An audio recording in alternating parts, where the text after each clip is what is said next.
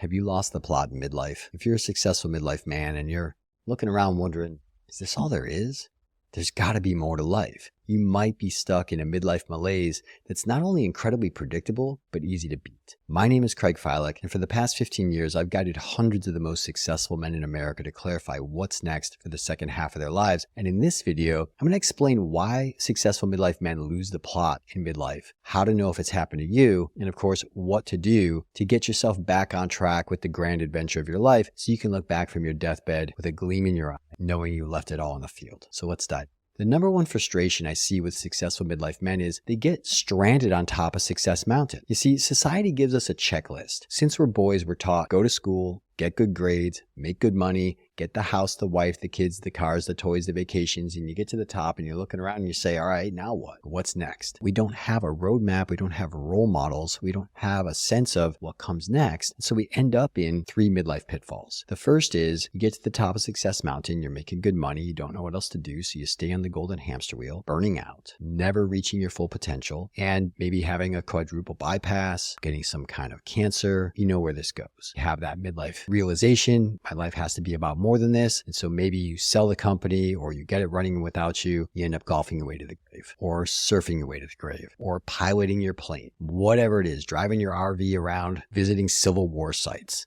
I've seen it all. I actually had a friend who was one of the top marketers in his field. He's doing handyman jobs on Craigslist now, hanging flat screen TVs for guys in their 80s because it's what he likes to do. Gives him dopamine, but it is not your greatest contribution to the world. When you look back from your deathbed, you're not going to say, oh yeah, that was the best era of my life. Third thing that I see a lot of successful midlife men do is you're craving that dopamine. You're craving that rush that you had when you were hustling and grinding and climbing Success Mountain. So these guys end up hang gliding into a hurricane with the classic midlife catastrophe. We all know where that goes. Definitely don't want to see that happen to you. So what we want is we want clarity. We want confidence. We want to know that we've got a path and that it's going to work. You spent your whole life climbing to reach success. You don't want to just destroy everything you worked so hard to build. So you want to have a clear path, but you also want confidence and you want to feel like you're going to make a meaningful contribution from your deepest gifts and talents. But the mistake that I see most midlife men making is they work so hard to win and then they get to the top of Success Mountain and then they instantly switch and they start playing not to lose. And that's not a way to self-actualize. That's not a way to give your greatest gifts to the world. And it's definitely a recipe for looking back from your deathbed, kind of fogged out and disappointed with how you played the second half of your life. So what can you do about it? I want to remind you of the story. You probably heard this, 3 Feet from Gold. Napoleon Hill used to tell this story, he popularized it, about a prospector during the Colorado gold rush era, where he and his father found a vein of gold, went back east, sold everything, got their family and friends to all chip in, got out there, bought all the prospecting equipment, started mining this vein of gold, and they were doing okay for a while until they lost the vein of gold and they could not find it. So they sold everything for pennies on a dollar to a junk man and they headed back east, hanging their heads in shame. That is what happens to a lot of midlife men when they climb Success Mountain. So I think of Success Mountain like Maslow's hierarchy. Survival, safety, belonging, success. You get to the top of Success Mountain and you lose the plot. Where do I go from here? I don't know where to go. Where do I go? Well, if you follow Maslow's hierarchy, you go to self-actualization. But you need a clear plan to get there. And you need confidence that it's going to work. And without a clear target, because of our evolutionary wiring, think of ourselves out on the savannah, right? If we're all crouching up on a herd of antelope, if I don't think that I can make that shot, I'm not going to take it. That's how our brains are wired. Because if I take it and I miss and I scare the herd, none of us are going to eat. So men will not take a shot unless they're clear that it's going to work. So to help you get out of this, I'm going to tell you a story about Steve Jobs. At age 30, Steve Jobs was kicked out of his own company. He had about $70 million,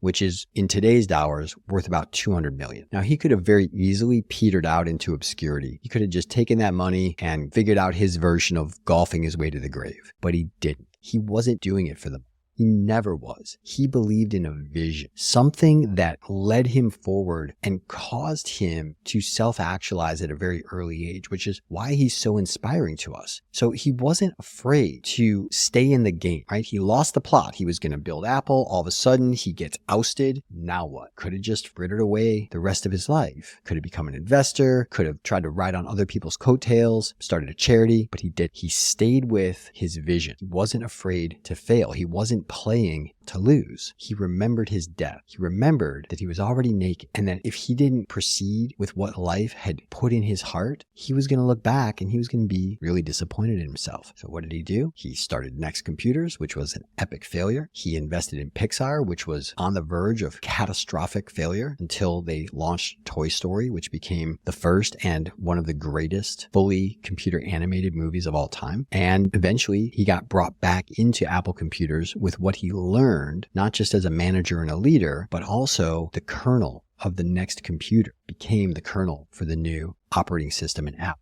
And if you're a Mac guy like I am, you know what a difference it makes to be on a Mac versus a PC. Constantly berated with Norton antivirus updates. You can just get on and flow. So he believed in that. He called the computer the bicycle for the mind. He talked about how this is like the telephone. This is something that's going to be on every desk and eventually in every pocket. He could see that vision. The question for you is, what do you believe in so passionately that it can catapult you beyond your midlife malaise? The challenge you might be facing in answering that question is you've lost the plot. You've lost that vein of gold. And what I want to encourage you to do is, rather than cashing out for pennies on the dollar and just living your life in obscurity, I want you to find it again. The world needs you to find it again. We need your greatness. So how did the junk man find the vein of gold? So the junk man that those two Colorado prospectors sold their equipment to, he went and got an expert. He got a geologist who found the vein of gold 3 feet from where they had given up digging. And it became the biggest vein of gold in the history of Colorado gold mining. And Steve Jobs, when he died, the only company, I think Apple was worth about